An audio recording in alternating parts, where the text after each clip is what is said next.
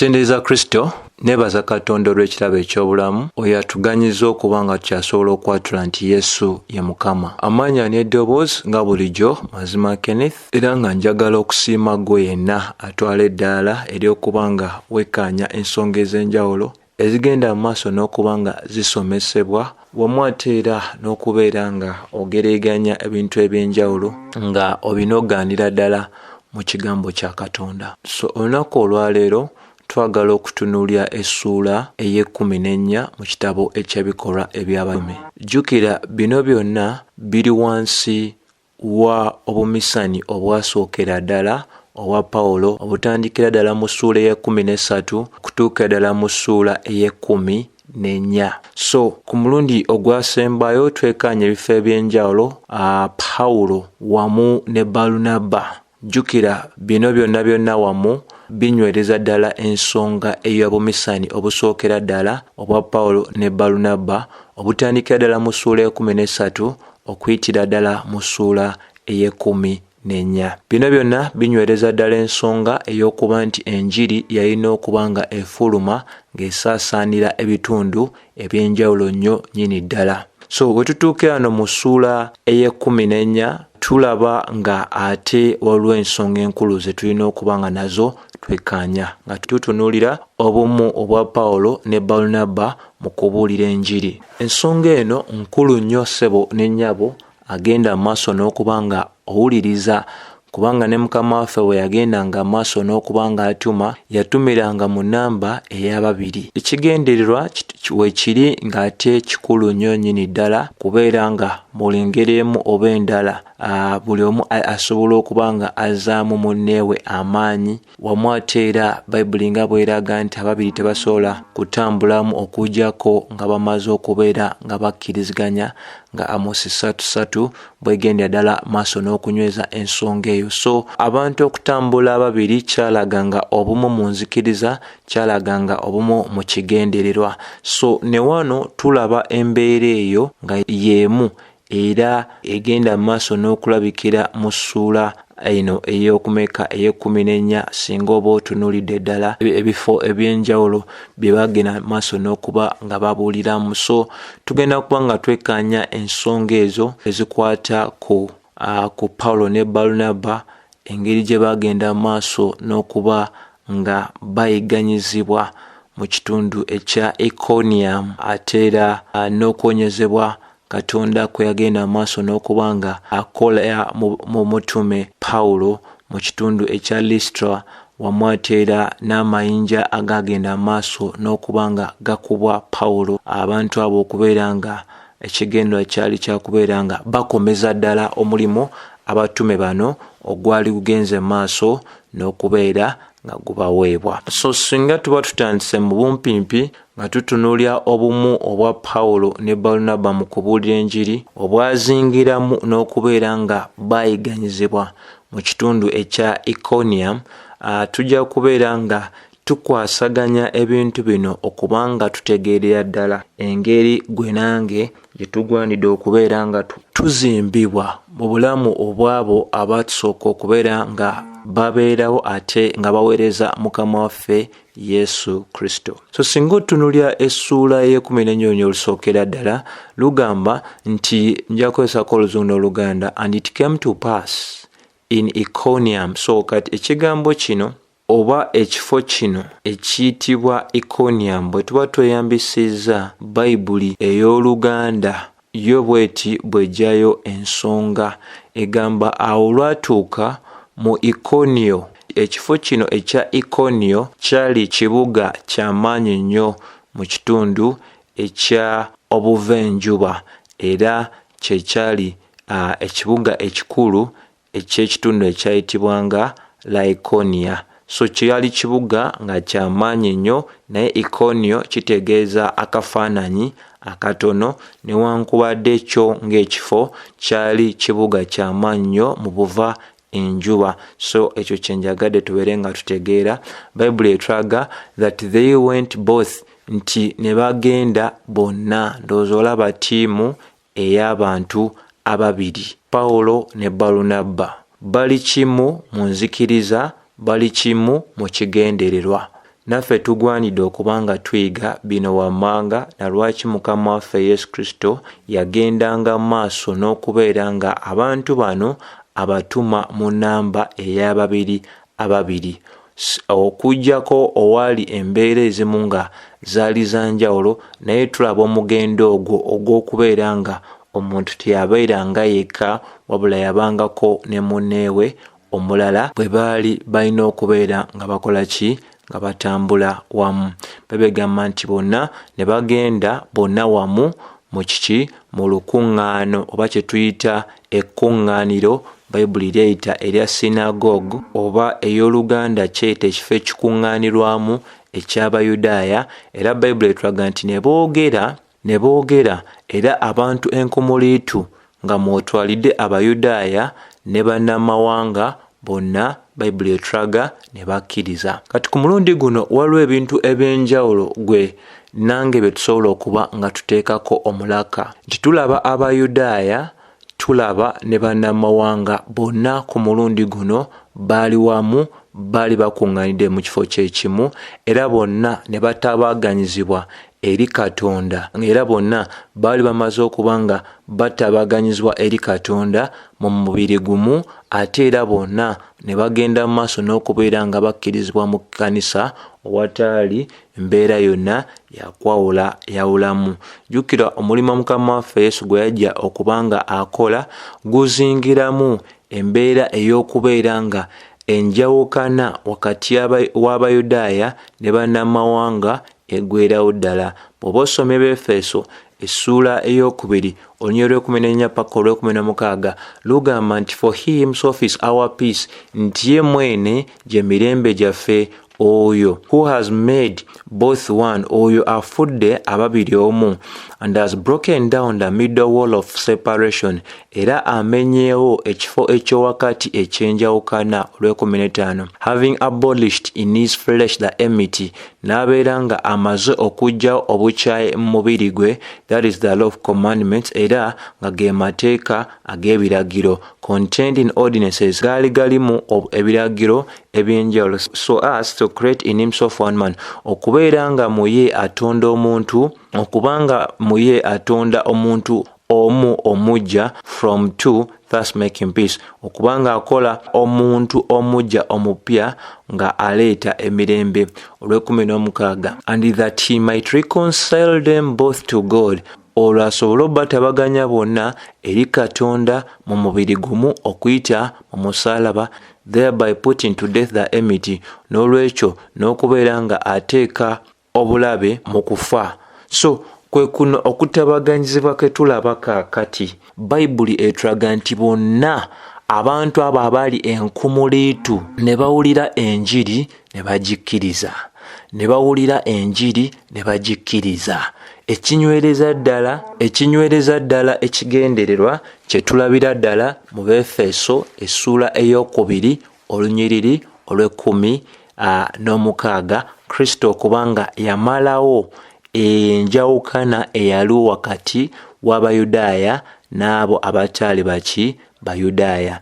Ensonga zino nkulu nnyo nnyini ddala, naye akakulu nnyo wano nakaatira ke tutasobola kubanga tuyisaamu amaaso kwe kulaba nga bano abayitibwa bannamawanga nga nabo kaakati bali batambulira ddala mu bisuubizo ebyo Bayibuli ng'era bw'eyogera mu Bagalatya 3:28 nti kaakano tewaliwo Muyudaaya oba munnamawanga, tewaliwo musibe oba wa ddembe, tewaliwo mwami oba mukyala, kubanga bonna bali kimu mu Kristo Yesu. Bayibuli egenda mu maaso okunyweza ensonga ze zimu. Bakolisaayi 3:11 nga lugamba nti kaakano tewakyaliwo munnamawanga oba Muyudaaya, mukomole oba atali mukomole, olulimi luno oba luli, omusibe oba ow'eddembe, naye bonna bali kimu mu Kristo Yesu. Ensonga y'emu gy'olabira ddala Bayibuli gyegenda mu maaso n'okubeera nga ekkaatiriza mu Baluumi essuula esookera ddala olunyiriri lw'ekumi-n'omukaaga. Pawulo yagambira ddala, Pawulo we yayogera ng'agamba ti enjiri tekola ki, temukwasa nsonyi, kubanga ge maanyi ga Katonda agalokola buli muntu yenna omwo nga mwotwalidde Abayudaaya okubanga be baberebere olwo ne kuddako baki bannamawanga. Bikulu nnyo ebyo byakola ki byakutegeera. So singa weekanya essuula ey'14 olunyiriri olwokubiri, Bayibuli etulaga but the unbelieving Jews stirred up the Gentiles. Tinaye abo Abayudaaya abatakkiriza njiri bagenda maaso n'okubeera oba kye tusobola okugamba Abayudaaya abo abaagaana okukkiriza, abaagaana okugondera ekigambo ekyo ekyali kibagambiddwa. Bayibuli etulaga nti ne bagenda maaso n'okukuma omuliro mu baki mu bannamawanga abalala. Eyo embeera teyawukana na ya leero nti omuntu atayagala kuwulira ebiba bisomeseddwa okuva mu kigambo kya Katonda mu ngeri emu oba endala afuukira ddala omuntu agendera ddala maaso n'okubeera nga akuma omuliro mu balala okubeera nga bawakanya ebyo ebigenda maaso n'okusomesebwa. Abayudaaya abaagaana okukkiriza ebyali bibuuliddwa be baagenda maaso n'okukuma omuliro mu bano abayitibwa bannagwanga abatayina nkolagana ne Katonda. Era Bayibuli etulaga nti endowooza zaabwe ne bazikosa okubeera nga balwanagana neki ne baganda baabwe. Bikulu nnyo ebyo byakutegeera nti okulemesebwa kuno kwe tugenda maaso n'okuba nga twekkaanya kusongera ddala ku mbeera Bayibuli gyesongako oba osome Bakolinso ekyokubiri essuula ey'okubiri eyina amakulu g'ensonga getulaga mu lunyiriri lw'15. Bakolinso ekyokubiri olunyiriri olw'14 paka olw'16 tutandikirawo. Ebigamba now thanks be to God, okwebaza kubeere eri Katonda, who always leads us in triumph in Christ, oyo buli seera atutwala mu buwanguzi mu Kristo Yesu, and through us diffuses the fragrance of his knowledge in every place, nti era okuyita muffe muvaamu akawoowo akalungi ak'okumanya okwa Kristo olw'15. For we are the aroma of Christ to God among those who are being saved. Nti tuli kawoowo aka Kristo eri Katonda mu masekkati gaabo abalokolebwa. And among those who are perishing, naye ate eri abo abazikirira tuli kawoowo ak'okufa eri okufa, naye ate abalala tuli kawoowo ak'obulamu eri obulamu. N'alaga nti era ekituukiriza bino byonna nti eri abo ab'okuzikirira enjiri si mawulire malungi, enjiri kya busirusiru, enjiri si kawo kalungi eri abantu ab'engeri ng'eyo, eri abantu ab'engeri ng'eyo. Kati kye tulaba wano eno nti bano Abayudaaya abaagaana okubeera nga bakkiriza, ebyali bigenda mu maaso n'okusomesebwa Pawulo ne Balunaba tebyali byakawoowo ka bulamu okuleeta obulamu, byali byakawo ak'okufa okuleeta okufa. So kye baamaliza n'okuba nga bakola kwe kutandika okubeera nga bayimusa omuyaga ng'oba bakuma omuliro mu bantu okuba nga bawakanya Pawulo wamu ate era ne Balunaba. Ebintu ebyo byaliwo mu biro eby'abatume si byanjawulo nnyo ku lunaku olwaleero, newankubadde nti leero tetunnalaba bibinja by'amaanyi nnyo nga bigolokokera ku muntu, naye basobola kuba nga baluganda, basobola kubeera nga bannyumba emu, basobola kubeera nga baki ba mikwano, abasobola okubeera nga bava mu mbeera olw'enjiri eyinza okuba nga ebuuliddwa ne bazuula nti enjiri eyo erina obusobozi obuyinza okuba nga buleetera enjawukana wakati waabwe ne bano abantu babadde batambulanga nabo mu mbeera zino oba ziri eri. Ate n'ekirala kye njagala tubeere nga twekkaanya bulungi nti ebintu nga bino eby'okusoomoozebwa ebimu Katonda yabirekawo okubanga bibeerawo, era ne kaakati mu bulamu bwaffe waliwo ebintu Katonda byalekawo okubeera nga tetwenyumiriza okubeera nga tetumera malala ag'okulowooza nti bwe tuba tulinako obuwanguzi bwe tulabye olwo munange tuli bantu bamaanyi nnyo, tuli bantu abatagambwako, tuli abantu abalowoozebwa okubeera nga tuli bannaggwano nnyo. So ebintu ebimu Katonda abirekawo lwa kigendererwa okubeera nga bitukakkanya, okubeera nga ne masekati g'obuwanguzi bwe tuba tufunye ate tetweyitiriza, tusigala nga twesigama ku Mukama Katonda ffe nga tumanyidde ddala ti masekati g'obuwanguzi obulimu n'okusoomozebwa Katonda ffe tatulekulidde, wabula ali wamu naffe okuyita mu mbeera ezo zonna ez'okunyigirizibwa. So kyesaagala obeere nga weewuunya, balaba batya Katonda y'omu ye yawawula emitima egy'abali abangi okubanga bakkiriza ebigambo bya Balunaba ne Pawulo. Naye ate bino yali tabiraba bye tulaba mu lunyiriri olwokubiri. Kye twagala okuba nga tutegeerera ddala kye kino, ebyo byonna Katonda yali abimanyi, naye ebintu ebimu Katonda abirekawo ku lw'obulungi bwaffe okubeera nga tetwegulumiza, tusigala nga tuli bakkakkamu nga tutunuulira Mukama Katonda waffe okubanga y'ensibuko y'obuwanguzi bwaffe, wamu ate era n'okukola ekyo kyonna ky'aba twitidde okukola. Tetulina kye tusobola kubeera nga tukola okuyita mu maanyi gaffe. Pawulo ebyamutuukako ffenna tubimanyi mu Bakolinso ekyokubiri essuula ey'12. Bayibuli etulaga nti ng'amaze okufuna okwolesebwa okw'amaanyi nnyo n'okuba nga yakwakkulibwa n'atwalibwa mu ggulu eryokusatu, waliwo ebintu eby'enjawulo ebyagenda mu maaso n'okuba nga bimutuukako.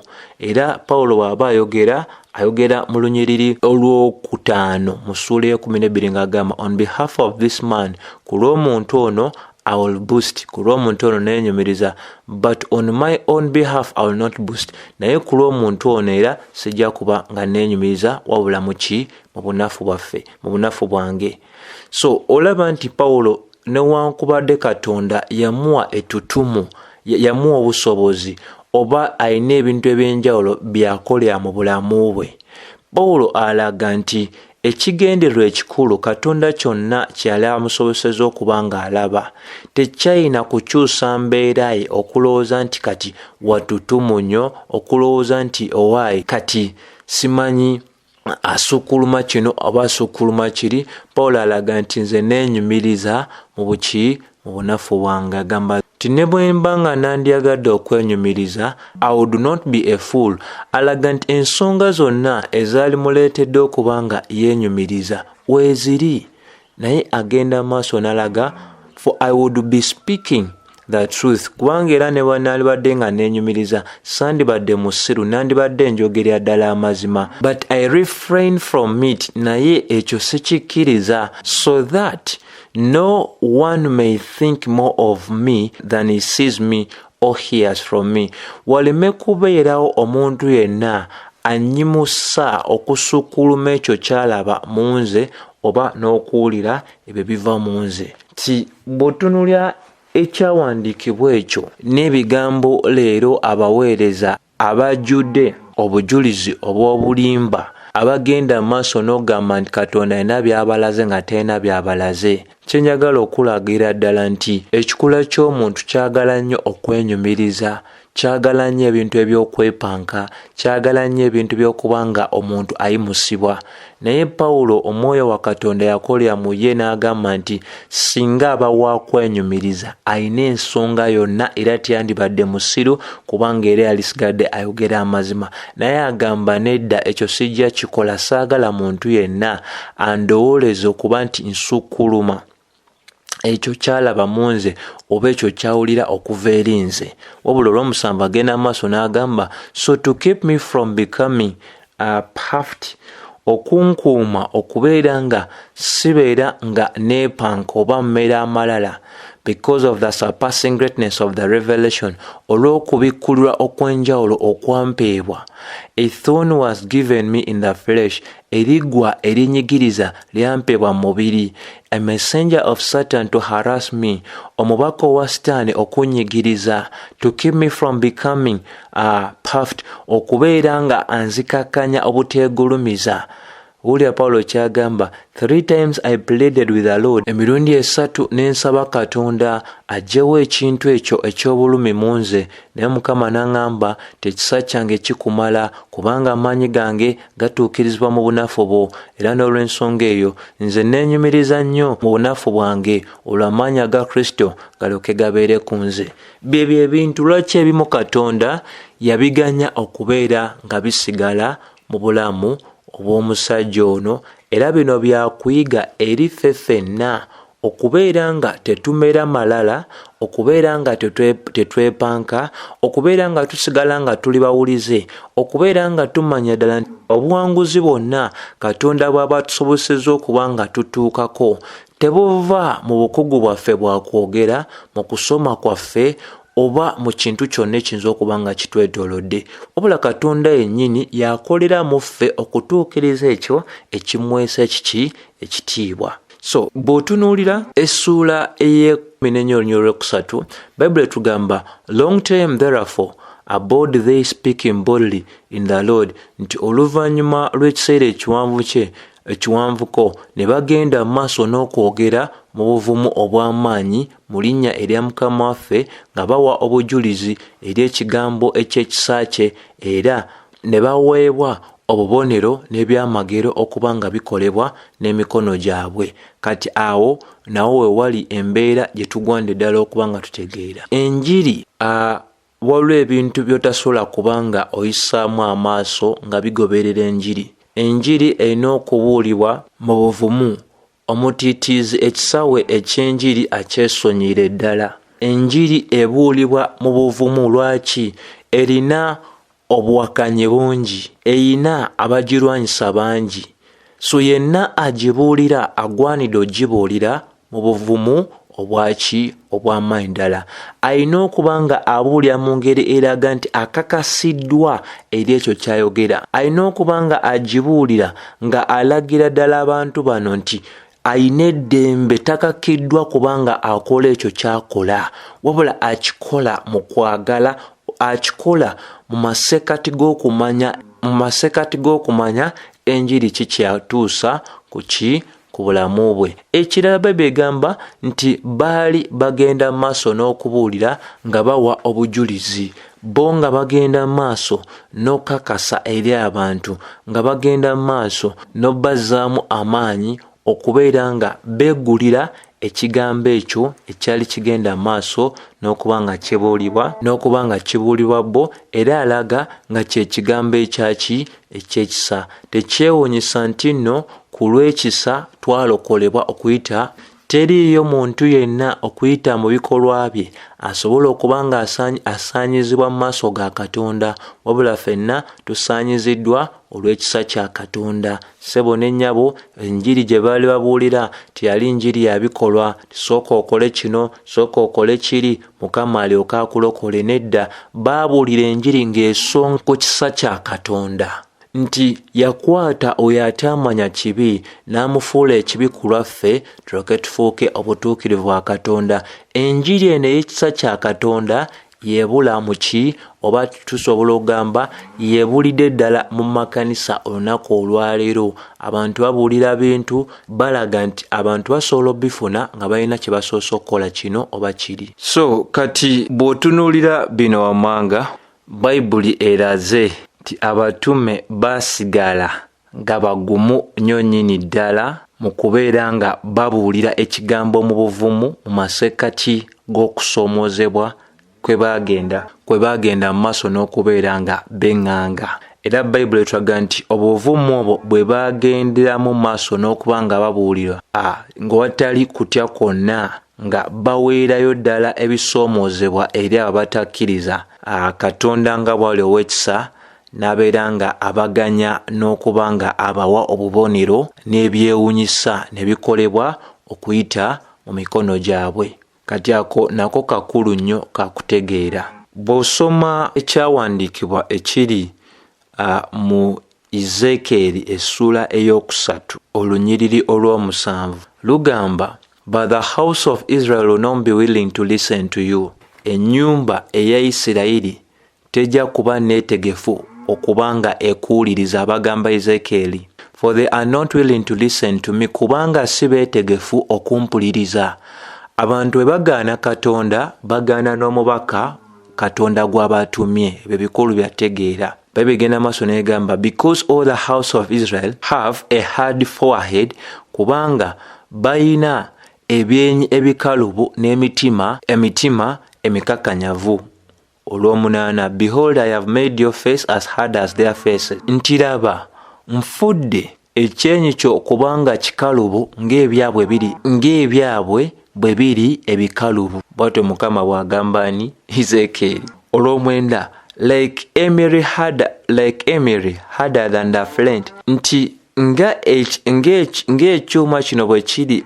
So bye bintu byagenda maaso n'okubanga alaga nti obukalubu obw'abaana aba Isirayiri bwali tebusobola kyusa ekyo Katonda kyali agala okumaliriza. Ate era tujjukire bulungi Mako 16:2 tugiraze mu masomo ag'enjawulo nti abatume balina obubonero obwali bwabaweebwa, era yonna gye baalaga Bayibuli etulaga nti bagenda maaso n'okubeera nga bakola batya, nga babuulira ekigambo wamu ne Mukama waffe Yesu nga bw'akolamu nabo, nga akakasa ekigambo kyabwe wamu n'obubonero n'ebyamagero. So ebyo bintu bikulu nnyo nnyini ddala nti mu ntandikwa ey'ekkanisa ebyamagero n'obubonero byalinganga okufukirira okw'amazzi eri ekirime, nti okubanga kinywezebwa ddala ekkanisa mu biro by'okutandika kyagigwanira okubeera nga abo Katonda byali alonze okuteekawo omusingi ogw'ekkanisa, omulimu gwagenda maaso n'okufuukirirwa n'ebyamagero n'ebikola ki n'ebyewuunyisa. Naye kaakano nga endagaano yaffe eyamala dda okuwandiikibwa empya n'enkadde, ekigambo kya Katonda gwe mubiri ogw'amazima eri Abakristaayo bonna. So kyonna kye twetaaga okumanya kiri mu byawandiikibwa. Atakkiriza ebyo biwandiikiddwa aba tajasobola na kukkiriza bubonero n'ebyamagero. So essira ly'endagaano eno kusomesa ebyo bimaze okuba nga bituwandiikibwa, kubanga ekigambo kya Katonda kyamaanyi nnyo okusukkuluma ekintu kyonna. Ensonga lwaki yayimusa ekigambo kye waggulu nnyo n'okusinga erinnya lye. So ebyo bikulu nnyo byategeera abatume bagenda maaso n'okuba nga baweebwa obubonero buno, okubanga bunywereza ddala omulimu ogwo ogwali gugenze maaso n'okubeera nga bakola batya, nga baweebwa. Era kye tulabira ddala ne baweebwa obusobozi obw'okukola ebyamagero nga bwe twala ne mu ssuula ey'okuna 2:9. Abatume bagamba nti kaakano Mukama laba okutiisatiisa kwabwe, owe abaweereza abo obuvumu basobole okubuulira ekigambo kyo. Ate nga tekyakomaawo, 3 mu ssuula ey'okuna, era ogolole omukono gwo Mukama Katonda owonye era olabise n'obubonero n'ebyamagero bukolebwe mu linnya ery'omwana oyo mutukuvu Yesu Kristo. So bye bino ebintu bitulabira ddala nti tewali njawulo ku bye tula mu buweereza obwa Pawulo ne Balunaba nga byawukana ku ntandikwa ey'obuweereza obwa Peetero wamu ne banneebe wali mu bitundu ebisookera nnyini ddala. So ensonga zino nkulu nnyo za kubanga zekkanyizibwa, kubanga abo bonna Katonda byali yayawula yabasobozesa okubanga bakola obubonero n'ebyamagero. Bikola Batume essuula ey'okubiri 2:22, Bikola Batume essuula ey'okutaano 3:2, wamu nga kwotadde ne Bebulaniya essuula ey'okubiri 1:4. So bw'osoma Bikola Batume essuula ey'E14 lulaga but the multitude of the city was divided, nti naye enkumuliitu ey'abantu mu kibuga yali eyawukanyiziddwa, era abamu ku bo ne beekwata oluuyi olw'Abayudaaya, abalala ne beekwata oluuyi olw'abatume. Nti mu keegugunga akaaliwo awo bangi baafuna enjawukana mu ndowooza ne beekwata oluuyi olw'Abayudaaya, bangi abaali bayawukanyiziddwa mu ndowooza ne beekwata oluuyi olw'abatume, ekitegeeza nti waliwo abaali bawagira Abayudaaya era waliwo n'abalala abaali bawagira abatume. Kikulu nnyo kyakutegeera nti enjawukana wano eyogerwako wano terina njawulo n'ebyo Mukama waffe yayogera mu Luka 12:51-53. Yagamba nti ye teyaleeta ki? Teyaleeta mirembe. Teyaleeta mirembe ku nsi wabula ekitala. Jjukira nti temulowooza nti nzize kuleeta mirembe ku nsi, nedda, mbabuulira wabula okwawukana.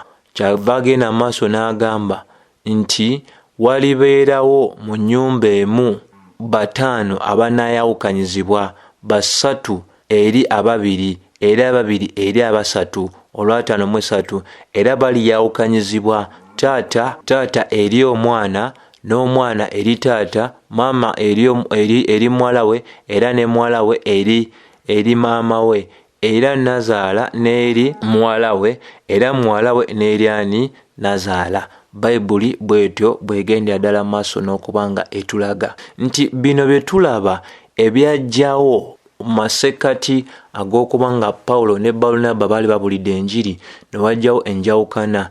Enjawukana ezo zonna zituukiriza bigambo ebyali byayogerwa Mukama waffe Yesu Kristo. Era enjawukana bw'ebanga ereeteddwa njiri, kisingako nnyo okuba nti enjawukana eyo eze kubanga mulimu abamu abagenda maaso n'okubanga bayambiddwa, ate waliwo abalala abagenda maaso okubeera nga benyigidde bwenyigizi mu keegugungo. Kati ebyo byenjagadde tubeere nga nabyo tutegeeraawo nti ekigambo ekyenjawukana no si kipya, wabula kituukiriza ddala ebyo Mukama waffe byeyogera nti ekigambo kye kirireeta embeera eyo ey'abantu okubeera nga bakola batya?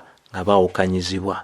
Ate n'ekirala ekikulu nnyo ekyotegeera kye kino nti gwe yenna agenda maaso n'okuba nga owuliriza nti Balunaba wano yayitibwa omutume, naye teyayitibwa mutume mu kigera kye kimu eky'abali 12 oba mu kigera kye kimu ekya Pawulo eyasembera ddala okulaba Kristo, wabula yayitibwa oba yasongebwako ng'omutume mu ddaala ery'omuntu eyali ayawuddwa olw'omulimo ogw'obumisani ogwali omukulu nnyo, ng'era Omwoyo Omutukuvu yagenda maaso n'okuba nti ayogera nti naye ayawulwe olw'omulimu ogwali gugenda maaso n'okuba nga gumutumwa wamu ne Pawulo okugenda eri baki? Bannamawanga. So kenjagadde okubeera nga njawula nti ekigera eky'abatume 12 ne Pawulo si kyekigera kye kimu n'ekya Balunaba. Wabula Balunaba yali akolera wansi w'obutume obwabo obw'ebibinja ebiri, bali 12 wamu ate era ne Pawulo. Kati ye mu ngeri emu oba endala yali mubaka eyalondebwa okubeera nga naye yeegatta ku mulimu omunene ogwali gwereddwa abatume mu kubeera nga batandika amakanisa, newankubadde teyali mutume mu kigera kye kimu ekyabali nga bwe ndagidde ddala. Lwaki ebyo tubyogera nti teyali Balunaba teyali mu kigera kye kimu n'ekyabali? Eyo si mbeera ya kusosola, wabula mbeera ya kumanya mazima nti baali balinako ebisaanyizo bye basinsikana, ate Balunaba nga yali tabisinsikana. Ekimu ku byo balondebwa Mukama waffe Yesu Kristo, ekyokubiri bamulaba nga tanafa, ekyokusatu balina obubonero n'ebyamagero. Balunaba teyalondebwa Mukama waffe Yesu Kristo, kirala teyamulabako ng'amaze okuzuukira oba nga tanaba kuzuukira. So n'ekirala Balunaba obubonero n'ebyamagero byali byekuusa ku kubeerawo okw'omu kwabo Mukama waffe Yesu Kristo byali alonze nga abatume be. Bikulu nnyo ebyo byakutegeera. Abatume balina ekigendererwa lwaki baali balondebwa okubeera nga bagenda mu maaso n'okuba nga bateeka omusingi ogw'ekkanisa. Olwokutaano, and when there was an assault made both of the Gentiles, nti awo waali watuusewo embeera ey'okuleetawo akeegugungo n'okubeera nga abantu baali bamaze okummwamu omuliro. Bayibuli etulaga nti bannamawanga n'Abayudaaya n'abakulembeze baabwe bonna ne bafuna ekirowoozo eky'okubeera nga bakuba Pawulo ne Siira amayinja. Kyenjagala otegeere nti ekigendererwa eky'okuba Pawulo ne Balunaba amayinja kyali kigendererwa kya kubeera nga baali bateeka ekkomo ku buweereza bwabwe oba nga bateeka ekkomo ku njawukana eyaleze masekati ag'abantu baabwe. Abayudaaya ne bannamawanga baali beegasse wamu eri abatume bano okubeera nga bwe tujjukira nti Piraato wamu n'Abafalisaayo n'Abasaddukaayo eri ensonga gye baalinako ekigendererwa kye kimu, bonna baagendanga mu maaso n'okwegatta newankubadde ebiseera byonna tebaabeeranga kimu mu ndowooza. Bwe baali bagenda mu maaso okunoonya olukwe lw'okubeera nga bamala bajja Mukama waffe, Piraato yeegatta kimu n'Abafalisaayo n'Abasaddukaayo nga balwanyisa Mukama waffe Yesu Kristo. Ne wano kye tulaba ti newankubadde bannamawanga n'Abayudaaya baali si banzikiriza y'emu oba nga baabiruubirwa bye bimu, naye kaakati baafuuka ab'ekiruubirwa kye kimu okubeera nga baali baagala okubeera nga bakuba Balunaba ne Pawulo amayinja bakomye ekyo kye baali bagenda mu maaso n'okuba nga bakola eky'okubuulira enjiri eya Mukama waffe Yesu Kristo. So Bayibuli etulaga nti abatume ne bakimanyaako mu lunyiriri olw'omukaaga era ne baamuka ekibuga ekyo Lukoniya ne Lusitula mu Dulube n'ensi eriraanyeewo. Era ekyo kikulagira ddala nti Katonda waffe alina obusobozi obulokola abo babeera agenze mu maaso n'okubeera nga abategese oba abateeseteese olw'omulimo ogw'okwongerayo ekigambo kye. Era Bayibuli eraga nti eyo waali waguddwawo oluggi ne babuulira mu bitundu ebyeyo. Naye embeera eno ey'okubeera nga abantu bayita mu kuyigganyizibwa nga bali wamu, watali kuyomba, watali kuvumaŋŋana, embeera eno etuyigiriza ddala ensonga ey'okutegeera nti tetugwanidde kubeera nga tubeera bannakyemalira, ng'ebintu tubikola mu maanyi gaffe, ng'ebintu tulowooza nti omalako gweka. Katonda atusinsikanya abantu mu bukulu bwe olw'ekigendererwa era ensonga eba weeri, newankubadde ffe tuyinza obutabitegeera byonna, naye Katonda waffe amanyi lwaki mu biro bino ne biri tusinsikana abantu bano abaaki ab'enjawulo. So kyenjagadde okubeera nga nyweza nnyo wano kwe kulaga amaanyi ekkanisa embereberye ge yatandikiramu n'obumisani obwa Pawulo ne Balunaba Katonda bwe yabuwagirira ddala enjiri okusaasaanira mu bitundu eby'enjawulo, newankubadde baagenda mu bitundu eby'enjawulo era baasanga embeera ezitaali nnyangu, ne Mukama mu maseekati ga byonna yali wamu nabo era yabasobozesa okuba nga abawa obubonero n'ebyamagero mu maseekati g'embeera eyo, naye ate ne mu maseekati ag'okunyigirizibwa. Era Katonda alina bye yawalula ng'abaleeta gy'ali ne bawulira enjiri eyali ebuulirwa abantu bano ne bagikkiriza. So ssebo ne nnyabo, kyenjagala okugamba nti obuweereza si kitanda kya bimuli oba suwaani y'amagi, ebisoomoozebwa weebiri, naye Katonda ffe mu maseekati g'okunyigirizibwa n'okuyiganya era amaliza nga atuukiriza ekyo kyonna ky'aba ayagala okubeera ng'akola ki. So sigenda kusukako wano wabula okugamba olinde ekitundu ekyokubiri kye tugenda okukola wansi ow'essuula eno nga twekkaanyiza ddala ebintu ebirala ebikulu nnyo nnyini ddala.